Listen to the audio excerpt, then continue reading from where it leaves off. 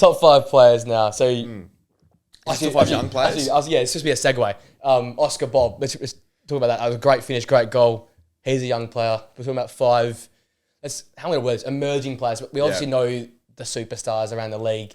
We tried our best not to be as casual as possible. We'll put it like this.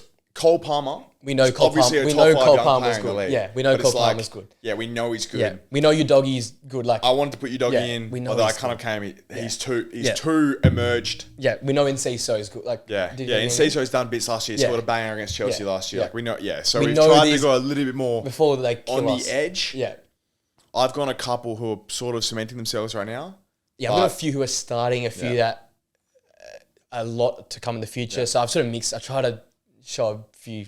Actually, no. I think I've stuffed it here. I think I've gone. You go. Sorry. You go. Should we go 1 for 1? Yeah. Okay. Let's go 1 for 1. You do who you think I have. Okay. Kobe Manu first then. I got Manu as well. You talk about him because you watch him every week. Okay. Last night was actually quite poor. I was actually quite disappointed with him. But outside of that, every week where he gets dragged, the fans are unhappy. So that's probably the best. Yeah, but they're unhappy when Hoyland gets dragged as well. But he's actually coming good decent. as well. He's decent. No, like when you have Casemiro and then you lose him, you realise how shitload your players are.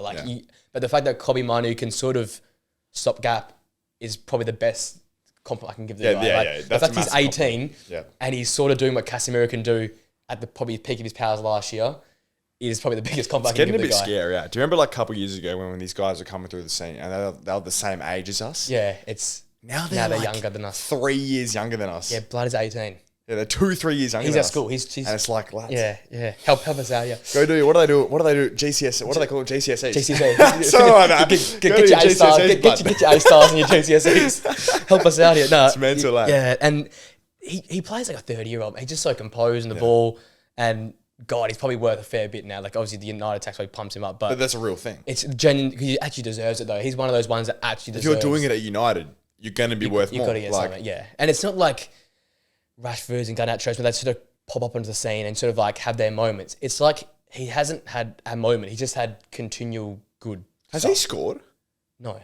But he got close in the Champions League. That's the thing. He hasn't even scored yet. Like, usually these guys, I'll probably use that as like Lewis Miley, right? Yeah. He's been kind of similar to Mino in the sense of, playing in midfield, but like, and then he scored recently, and that was kind of like, the big moment for him as he's really emerging now. Yeah. Really emerging now. But I think he's still 17. Yep. Obviously, I had Mino on my list as well.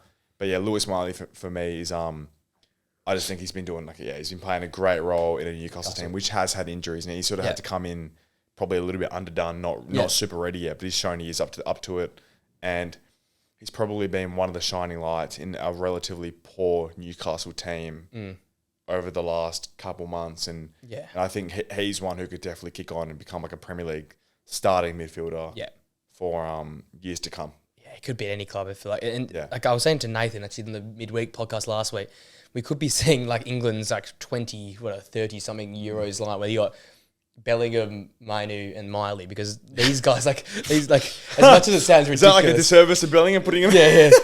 Oh, so Bellingham will be like the captain's arm experience. These are the young guys coming in, like, because there's only so long you play Henderson for. You can only play till he's 30-something years old. Because I'm big on Miley as well. I haven't got him in, but I've talked about him a fair bit on this podcast. Super, in terms of like in the Champions League, it's PSG, Borussia Dortmund. Like, we're not talking about like Shakhtar and like Red Star. And these are like the group of death. You were chucked in there.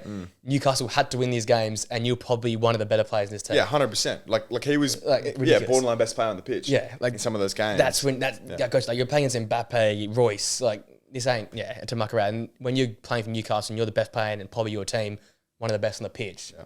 That goes to show where you're at. My next is Oscar Bob. I got Oscar Bob as well. From the weekend. That's sort of where the segment came from. He feels like one last year. He feels like he sort of emerged last year. Sort of like Rico Lewis a bit last year as well. Yeah, a bit of Rico tax as well, yeah. But Oscar Bob's probably like the next in line from Rico. Yeah, it was Cole, Rico, Oscar. Oscar, yeah. And then, there's one more in there. I'm forgetting someone, I think. Oh, funny man. He scored in the Champions League. I remember. I forget. There's someone else in there I'm forgetting. But Oscar Bob, obviously convenient timing. That's where the segment came from. I'm not going to lie. I'm not going to make that, this was planned 5 weeks in advance. But it's good to highlight him. City's academy, man. Like, do you reckon it's the best in the league? It's actually crazy because like City are known for spending all this money, but they're actually so smart because they're like, oh, you know, we're gonna mask this part of our this 10-year part of our history with the next 20 years, but it's gonna create gems, and like everyone's gonna know us for our academy. Like, we're not gonna buy, well, Sancho, Phil Foden, you know, Cole Palmer's doing his thing now. There's players who are just coming through now, who look not just like Premier League, they look like top of the table Premier League. They're doing it for City, right? You know, we've seen Cole Palmer, who should be number one on this list if we were going to do that. If we were, they'd be that way. Who was like an outskirts player at City, who is now Chelsea's best player and looks on borderline daylight on the rest of the players he's playing with. Like, you know, this academy is mental. I just think it goes down to actually spending money. Like, you can say you spend money, but if you spend it in the right ways, there's your outlook. Because the big thing is apparently this academy is like in terms of like infrastructure, it just like shits on everyone else. How much is that? I understand infrastructure is important, but it's like, but doesn't it help attract? Because like again, a lot of these guys just get taken away. Yeah, helps attract players for sure. Yeah, random parts. Ice baths are only going to do so much. Like, Ronaldo said that the saunas are the same. Like, you know, I love the sauna. The physio's good, but like, in terms of attracting the best youth, 100%. That's the upside for sure. And then obviously Pep comes in with his old mentality, and that must filter. Oh yeah, I mean, all the way down. Not only is the infrastructure good, but it's like you're going to the Man greatest City, manager of probably like, all time. So that obviously helps a part of it all. But the big thing, and this is the thing we've always talked about: spend the money in the right way. Chelsea, United, Arsenal in the past, if you spend money the wrong way, you set yourself back 10 years. They spend it the right way. They set themselves forward 10 years. You've got all these young talents and you've got attractability. And like, players won't be going through the United Academy or the Chelsea Academy. They're going through City's Academy now because that's a better academy. Why would you ever go to United's Academy now? If you're a young kid, anyone younger than us, even us, like we've grown up in an era now where City have been by far the best Manchester team, by far. Yeah, they've taken basically everything you can take off. All of our sort of actual memories is of City holding up the cup. Yeah. Why, if you were a Manchester-born kid or any England-born kid, would you like, particularly Manchester though? Like, you know, both like these two neighbours, same drive. Like, why would you? And you have offers from both. Why would you ever go to? No. Makes no United over City. I mean, one, it looks like City players get borderline more exposure. That you get to play Foden's there. Like, you know, he would be like the mantelpiece of like their academy. Like, you know, Phil Foden. This was our first and he's still so young. He's still like 23, 24. It's like, so 100% Man City's academy. We could have picked 3 or 4 from City. But Oscar Bob is the one for us. Yeah. Like, to finish it off, like you've taken the trophies off United. You've taken the treble off United. You've taken the academy off United. You've taken the aura away from United. Literally, but now all you need to do is take away the whole "we are the biggest." Because literally, you've taken what United were known for, which is the class of '92. You've got that now in your academy. You've got the treble, which United was known for, because no one else had done that in England. Taken that, you've won all these trophies like United did back in the '90s and 2000s. So all you need to take now is they've already somewhat taken the Euro, but take that whole thing, stay in a way of little brother, big brother, because a few more trophies. I think that's gone. I don't care. I know United fans will cling on to this. And I understand it's true. Like, you know, I'm an Arsenal fan. What am I talking? We have no recent history, right? Yeah. You know, I'm clinging on to the gold trophy. I'm holding that thing real tight. But at the same time, like, how much longer does City need to do this until that's to be the bigger club? I know that's a lot longer, but I tell you, recency bias is a real thing. That's a real thing. And if all the people who saw United being good start dropping dead. You know, they're dropping dead before the young kids. There's not too many more people can you hold on to who are going to be saying, "Oh, United, I love the 99 treble." Like, literally the 99 treble. Like, I mean, the 23 treble, mate. Yeah, like, looking a little bit better than the 99 treble the way they went about it. Yeah, that definitely. So City. I mean, they're there. They're there. They're absolutely there. And they got these young stars coming through. Absolutely. Your third player? So I had Miley. No, my fourth. I had Manu, Miley, Oscar Bob. I've stuffed this up. So we shouldn't have said Julian Cesar. You're in Cesar. Because I do have in Cesar. Because he's still only 19. And a bit of I was weighing up putting him in a knot. Yeah. Hasn't sort of... He's a starter at Brighton now because he's had injuries though. And I just more so look at him Cesar and think he's a player who can be like, you know, the centerpiece of a Premier League team in years to come. Yeah. Like, you know, he's sort of been... In that time, he was sort of being outshadowed by Matoma and Solly March, and Evan Ferguson was there. I could have put Ferguson in, but he's sort of last year now. And they have so many young players. I think you have one. Yeah, well, I've got Bonanotte. Yeah, I could have taken a pick of Bonanotte or Enciso, a Dingra. Yeah, Dringra's there as well. They've got so much young talent, which Brighton have done every year. They needed some respect in this sort of category. You have to include one of them, right? Yeah. And we took our pick. We went different ones to highlight how much they have. Exactly, yeah. I think Enciso could be that sort of attacking mid staple piece. He's already had some beautiful moments, like scoring bangers against, I think it was against Chelsea. Yeah. I think you've gone probably Bonanotte for similar reasoning. Same thing. And again, it'll be interesting who they sell, because they're going to sell one of them, I'm assuming, because they're both number 10s. Yeah. They're both that sort of South American sort of background. Yeah. Who do they pick? Enciso could be, you said it right, he could be the man for Brighton though. If, like you said, probably selling both in 5 years. What did we say a few weeks ago? We're like, they might start now buying players around some of their stars. So if they do go that route, if they want to kick on, Enciso would be the perfect player to build around. That's like a number 10, has played since he's been 18 in the Prem.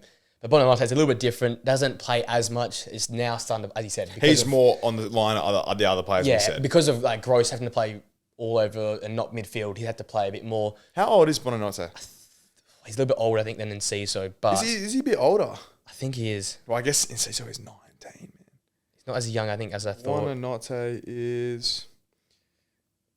Oh, no, he's younger, 19 as well. I think Enciso is nearly 20. Okay. I thought it was about around. Anyway. A couple 100 days. The fact they both found both these guys. But I think Bonanotte as well, in terms of goals, so he might turn into a winger eventually, I think. Yeah. Because he's got more of that goal-scoring touch presence, so he's got more of the vision, the IQ. But this guy, like, again, a bit of like what De Zerbi's obviously taught these guys, because I feel like they just have eyes in the back of their head. They just know where the pass is. They know where to play the ball. They take the game on as well. Yeah. Like, his pass completion might not be great this season, but he's always taking the game on, and I can respect that. That's why I like Cole Palmer as well. Might never like finish the pass, but to play the pass and see the pass. If you're this young and you're already seeing these passes, that for me is the biggest tick. Like, especially 3 or 4 young players. years from now, you'll be nailing them. Exactly, and that's what the next gen's gonna have to do. That find these passes. We look at what KDB's set the standard now in the Premier League. We need midfielders to create. We need midfielders to find goals, and then both these guys have that. Yeah. So that's why they're both on our list respectively. My last, I got Milo Gusto. Yeah, I like it. So I'm not gonna lie, I hadn't heard of him until this year. No, sir. And despite him having played quite a few games this year, I don't think he's as young as these other guys. It's more so, just out of curiosity, I want to see how young he is, because I'm hoping he's not old. That'd be kind of awkward. Yeah, he's 20. He's 20. Jeez, so I'm so wrong with his age. So nearly 21. But so the Reece James absence has allowed Massive. Gusto to come in and flourish as a right back. He's been great. Obviously had the red card, which is like a minor setback, unfortunately. Yeah. I think it was a pretty undeserving red card from what I can remember. With the other things around him, probably not equal to it. Yeah. So he's been one of the another shining light in Chelsea's sort of young player out of Chelsea's young players, and he'll be a Premier League right back for years to come. Could be their right back if they get sick of injuries. Yeah, I mean, like, how much more time do you give Reece James? Like, after this whole big surgery, where is he? He's going to like some foreign country to do it. If he doesn't come back and he does it again, it's not time as in like sell him, but it's in like who comes in number one. Who's the captain? There comes a point where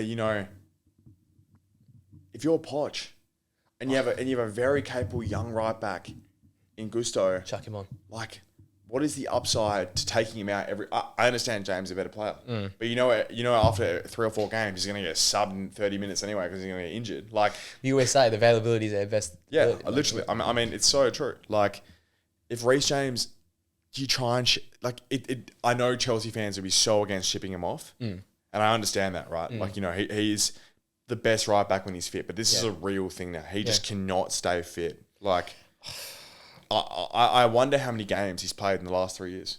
It'd be less than half. It would have to be less than half. Like, and as the captain of your club, supposedly the best player in your position, and a staple piece in your team, like, you need to be there week in, week out. And I'm not saying it's not his fault. Yeah, it's just the way it is. And unfortunately, some players' careers are really sort of tarnished through injury, and I'm hoping Reece James isn't. Yeah, we hope not. Yeah. He's not getting any younger, man, and his injury record is not getting any better. Like, the fact this surgery, if it doesn't go right, I think you're screwed, right? Yeah. I don't think you come back something like that. But fortunately for Gusto, right, which is the point of this, he's been given this opportunity to shine, and he's been very good. Yeah, flourish, absolutely. I've got 2 more left. I'll go with the Chelsea guys, but I'll go with Carney Chukwuemeka. Unfortunately, went down that injury against West Ham all that time ago, but he looked probably like the best midfielder for Chelsea at that point in time. There was no Nkunku, there was no Cole Palmer then. It was him in there with Gallagher and Enzo, and he was looking like the best. Wasn't looking great for Chelsea. It was a foreign midfield, man, but he was looking the best of the lot. Weird it's a sort of a skinnier, lankier sort of build. But I think he's got a little upside in terms of like number 8 in that creative mold that we're seeing with McAllister and the like now. I think he could be some of the future. And then my 5th one is someone that's had a good week, Connor Bradley for Liverpool. He's had a big week. And with Trent's antics and God knows where you're going to play in the future, this guy looks like he's going to go straight in. That is a rogue call from you.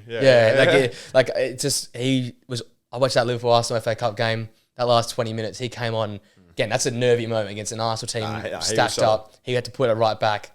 You know, it's a bit like, don't want to make a mistake here, but he's gone and succeeded. And I remember in pre-season, we were joking about who's this Bradley guy that Liverpool were starting at right back. Yeah. And it's like, obviously, Jurgen Klopp has some faith in him. So he's been playing for a while. So the pre-season merchants, eh? We're going to show we had no idea what was going on in the pre-season. But no, he's really shone. So yeah, I think the future's looking decent for him, whether it be Liverpool or probably, more likely a Premier League, other clubs. So. I need to get him back on FIFA and see who the future stars are. Right? Yeah, I want to see who EA's doing. What's EA cooking up? But yeah, that's our 5 up and comers or next stars. Go with that next stars group.